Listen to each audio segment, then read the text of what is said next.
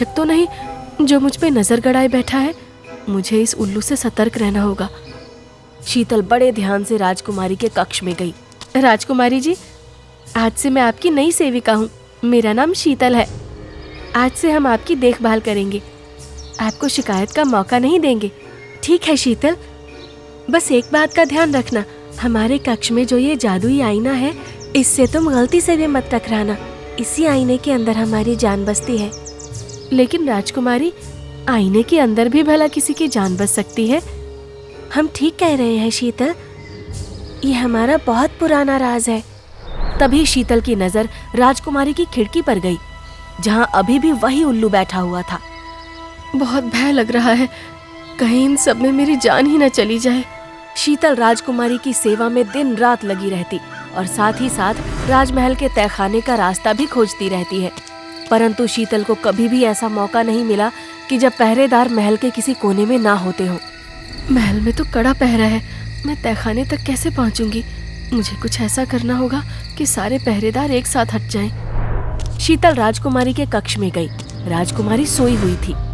यही सही मौका है, मुझे अब वही करना चाहिए जो मैं करने यहाँ आई हूँ। शीतल ने चारों तरफ देखा और राजकुमारी के कक्ष से वो आईना उतारा और उसको लेकर चोरी से कुएं की तरफ जाने लगी।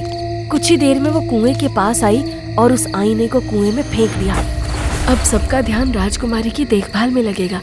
अब मैं आराम से महल के तहखाने तक पहुंच सकती हूँ। शीतल महल में आ गई और जैसे ही उसने महल आकर देखा तो राजकुमारी मूर्छित हो चुकी थी।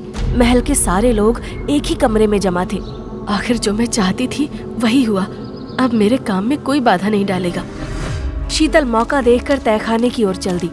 कुछ देर ढूंढने के बाद शीतल को तहखाने का रास्ता मिल गया। वो उस तहखाने के अंदर चली गई।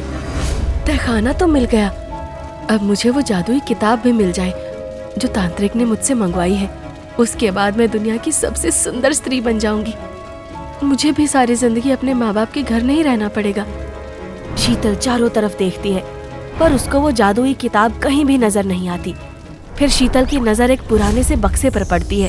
शीतल उस बक्से को जाकर उठा लेती है और उसे जैसे ही खोल कर देखती है तो उसके अंदर वही जादुई किताब थी जो तांत्रिक ने उसे लाने को बोली थी। वाह, जादुई किताब मिल गई। अब जल्द से जल्द मुझे तांत्रिक के पास ये किताब पहुंचानी चाहिए। इससे पहले किसी की नजर मुझ पर पड़े, मुझे यहाँ से निकलना होगा।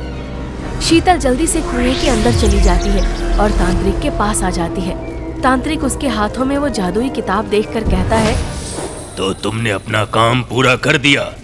मैंने सही लड़की को चुना।